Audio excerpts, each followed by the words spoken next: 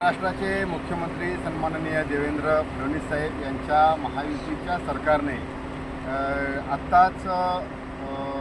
सरकारमधील मंत्री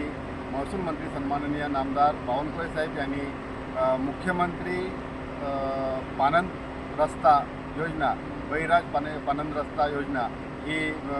जाहीर झाली होती। त्याच्यामध्ये मला सहअध्यक्ष म्हणून नेमणूक केली। खरं तर मी यासाठी ज्यांनी शिफारस केली ते या आमच्या भागाचे कोकणचे नेते सन्माननीय खासदार राणेसाहेब आणि या जिल्ह्याचे पालकमंत्री नितेशजी राणेसाहेब यांचे मनापासून आभार मानतो। यांच्या शिफारसीमुळे मला या बळीराज रस्ता पानंद या योजनेमध्ये काम करण्याची संधी मिळालेली आहे। निश्चितच हे एक चांगलं काम शेतकऱ्यांसाठी या